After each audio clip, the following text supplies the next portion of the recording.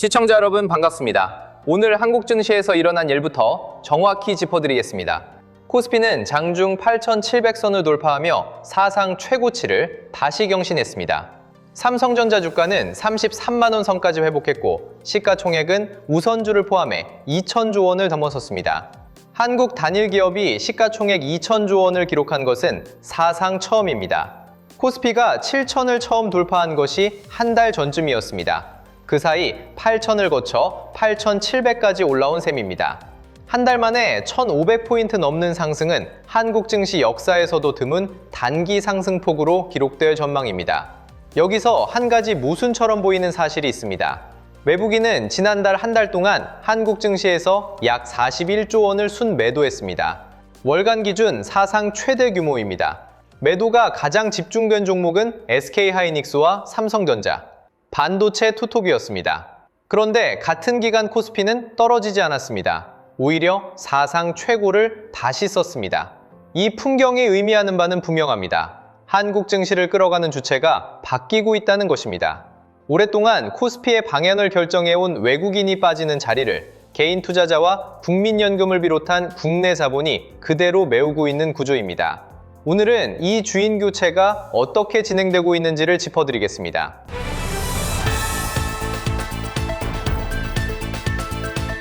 새로운 주인공의 첫 번째 자리는 개인 투자자입니다.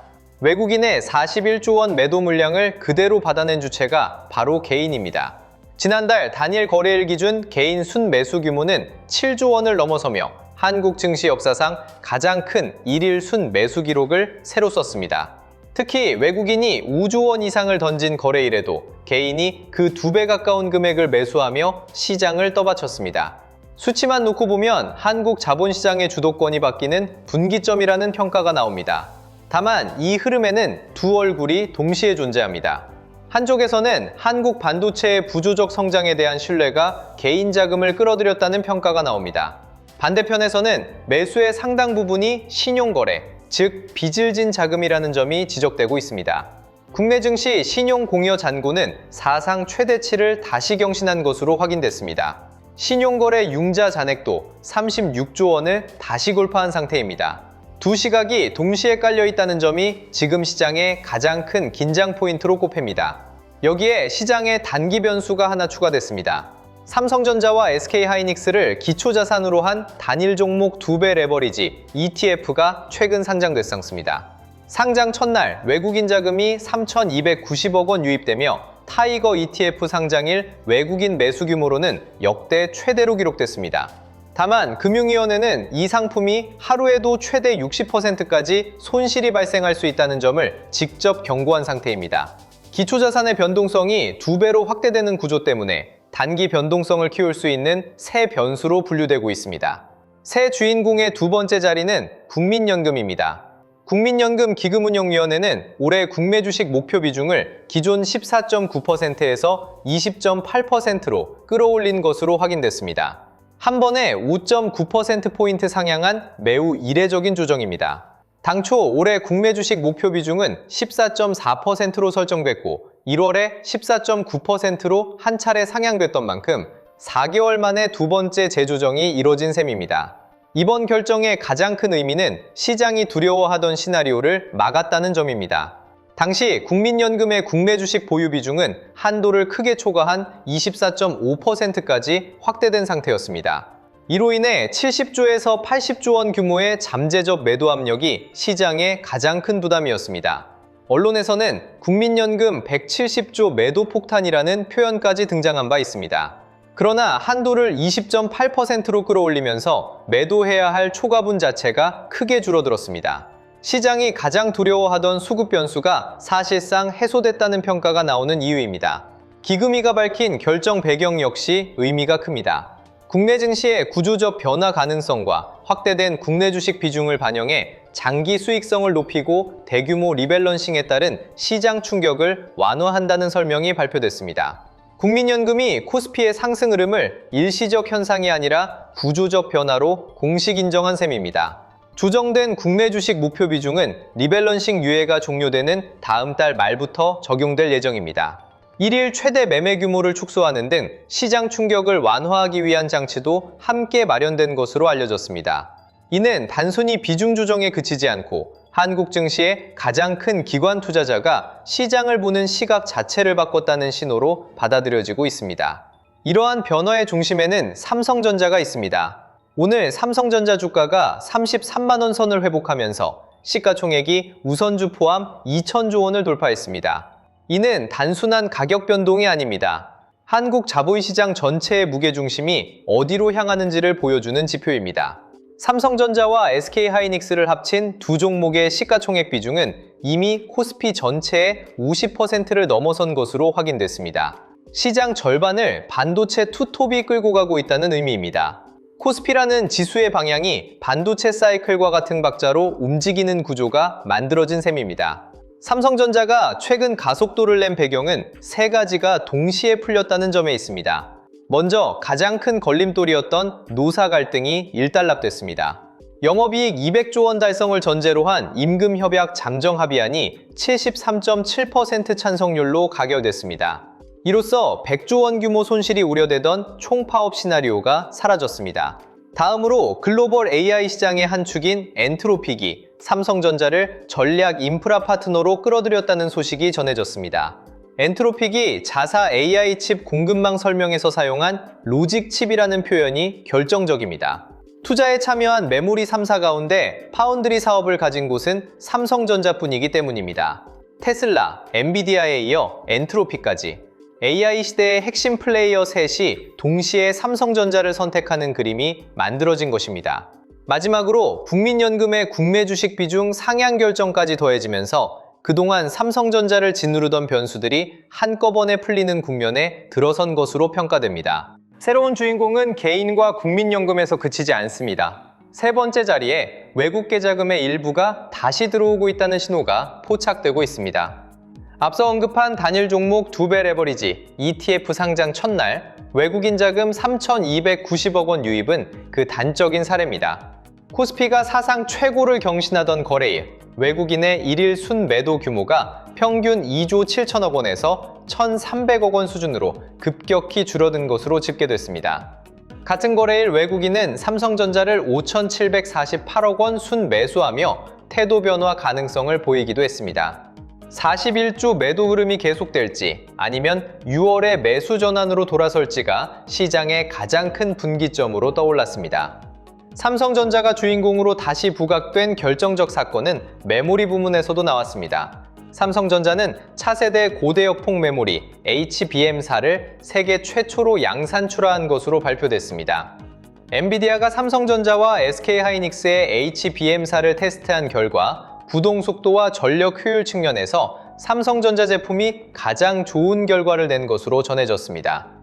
엔비디아의 차세대 AI 가속기 베라루빈 공급망에 SK하이닉스보다 삼성전자가 먼저 진입했다는 평가가 나오는 이유입니다. 엔비디아가 출하 일정을 일주일 앞당겨달라고 요청했을 만큼 HBM4의 성능이 기대를 크게 상회한 것으로 보도되고 있습니다. 파운드리 사업에서도 전환점이 만들어지고 있습니다. 삼성전자는 테슬라와 약 21조 원 규모의 차세대 AI 칩 위탁 생산 계약을 체결한 상태입니다. 여기에 엔트로픽이 전략 인프라 파트너로 합류하면서 클로드 개발사의 자체 AI 칩 위탁 생산까지 가져올 가능성이 제기됩니다. 이 나노 공정 수율은 60%대까지 올라온 것으로 전해졌습니다. 이를 본격적인 양산 경쟁이 가능한 수준으로 분류하는 시각도 함께 제기되고 있습니다. 파운드리 사업의 흑자 전환 목표 시기도 기존 2027년에서 올해로 앞당겨졌다는 보도가 잇따르고 있습니다.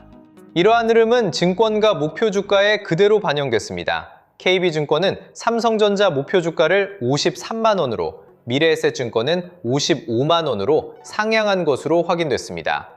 한국투자증권은 주요 증권사 가운데 가장 높은 57만 원을 제시했습니다. 현재 컨센서스 평균이 39만 원대인 점을 고려하면 시장 일각에서 보는 상단은 평균보다 18만 원 가까이 높은 자리에 있다는 의미입니다.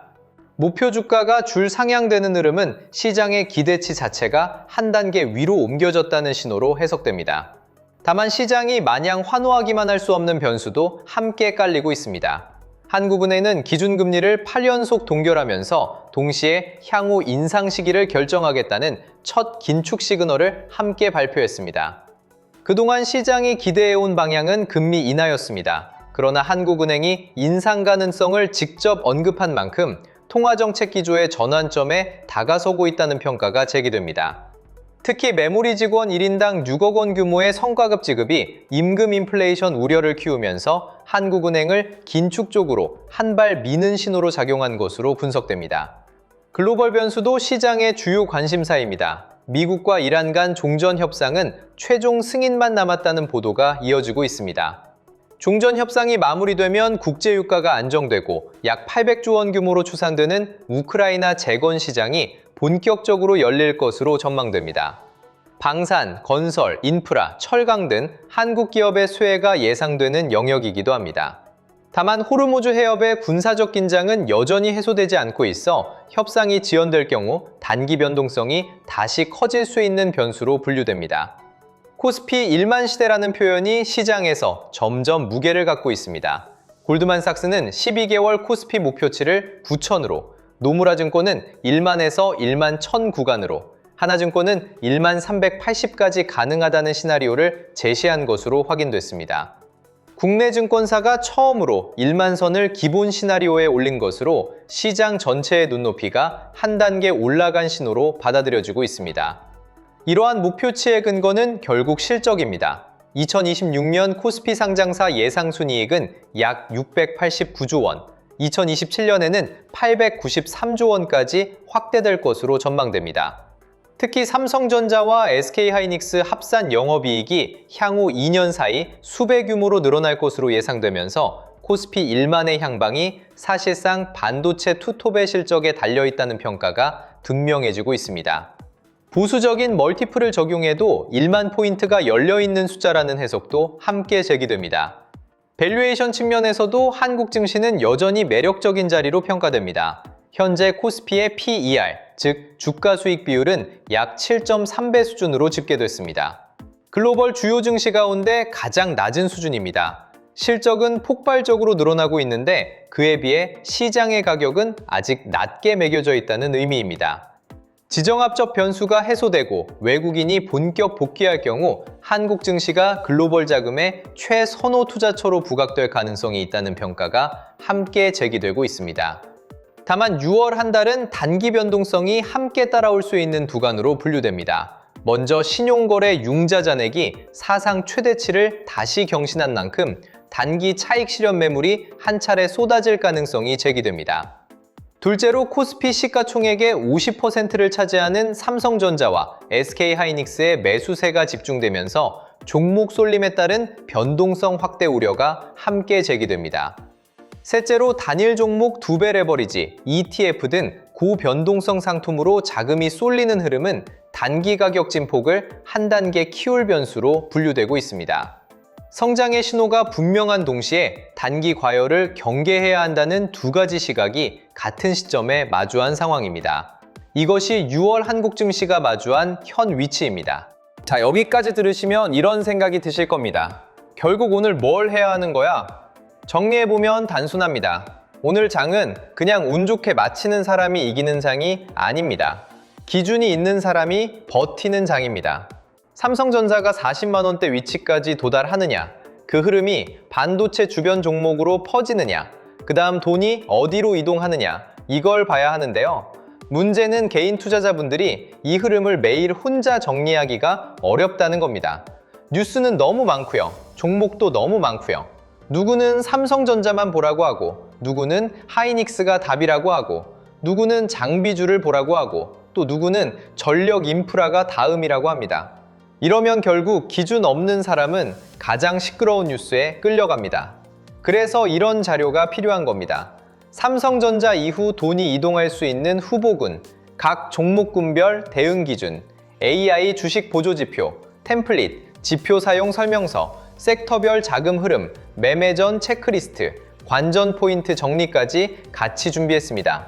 저번에 드렸던 책 자료들 기억하시죠? 주식의 타이밍, 개미가 놓친 돈의 흐름, 돈이 돈을 부른다, 그리고 코스피만의 시대, 돈의 흐름을 잇는 법까지 이 자료들을 받아보셨던 분들은 주식시장이 단순히 좋은 뉴스 하나로 움직이는 게 아니라 돈이 어디서 시작되고 어느 섹터로 번지고 개인들이 언제 뒤늦게 따라붙는지 그 흐름을 조금은 감 잡으셨을 겁니다. 이번에는 거기서 한 단계 더 들어가겠습니다. 큰 흐름을 보는 책 자료에 더해서 실제 장에서 바로 확인할 수 있는 삼성전자 이후 돈이 이동할 수 있는 후보군, 각 종목군별 대응 기준, AI 주식 보조지표, 템플릿, 그리고 지표 사용 설명서까지 같이 준비했습니다. 기존 자료를 못 받으신 분들도 계실 수 있잖아요. 그런 분들을 위해 개미가 놓친 돈의 흐름, 주식의 타이밍, 돈이 돈을 부른다, 코스피만의 시대, 주식의 흐름을 잇는 법까지 전에 못 받으셨던 분들도 이번에 같이 받아보실 수 있게 준비해 두었습니다. 자, 이제 삼성전자만 보면 늦을 수 있습니다. 선도주만 보는 순간 수급의 다음 파도를 놓칠 수 있습니다. 지금 장은 삼성전자가 중심에 서 있는 건 맞습니다. 그런데 큰 돈은 한 종목에만 계속 머물지 않습니다. 처음에는 선도주가 먼저 움직입니다. 그 다음 수급이 주변 종목으로 퍼집니다. 그리고 후발주로 수급이 번집니다. 마지막에 개인 투자자들이 뒤늦게 따라갑니다. 큰 돈은 이미 핵심주에 먼저 들어가고 그 다음 장비, 소부장, 전력 인프라 쪽으로 번지는데 뉴스가 크게 퍼질 때쯤이면 이미 1차 움직임이 나온 뒤일 수 있습니다. 그래서 지금은 삼성전자만 볼 게 아니라 삼성전자 다음에 돈이 어디로 번질지 같이 봐야 합니다. 뉴스보다 먼저 돈의 흐름을 봐야 합니다. 이번 자료는 오늘 장에서 감정으로 흔들리지 않기 위한 기준표라고 보시면 됩니다. 삼성전자를 계속 들고 갈지, 일부를 덜어낼지, 눌림을 기다릴지, 아니면 삼성전자 다음으로 돈이 번질 수 있는 후보군을 준비할지 이 기준을 잡을 수 있게 구성했습니다. 이건 이 종목 무조건 사세요 이런 자료가 아닙니다. 리딩방도 아닙니다. 찍어주는 자료도 아닙니다. 대신 여러분이 직접 시장을 볼 때 어떤 섹터에 돈이 붙는지, 거래량이 살아나는지, 외국인과 기관 수급이 들어오는지, 관심 구간인지 주의 구간인지 체크할 수 있게 도와주는 자료입니다. 이번 자료도 100% 무료로 받아가실 수 있습니다. 받는 방법은 간단합니다. 구독과 좋아요 눌러주시고요. 댓글창에 구독이라고 남겨주세요. 그리고 설명란 링크로 신청하시면 됩니다. 여기서 미루지 마세요. 장 시작하고 나서 뒤늦게 기준을 찾으면 늦습니다. 자료 받아두세요. 당장 매수하라는 게 아닙니다. 먼저 기준을 잡자는 겁니다. 제가 주목하고 있는 후보군, 삼성전자 보유자와 신규 진입자가 봐야 할 관심 구간, 돈이 이동하는 순서, 섹터별 체크리스트, AI 주식 보조지표, 이걸 받아두고 보는 사람과 그때그때 뉴스 보고 따라가는 사람은 완전히 다릅니다. 필요하신 분들은 지금 바로 구독과 좋아요 눌러주시고 댓글창에 구독 남기고 설명란 링크로 신청해서 받아두세요.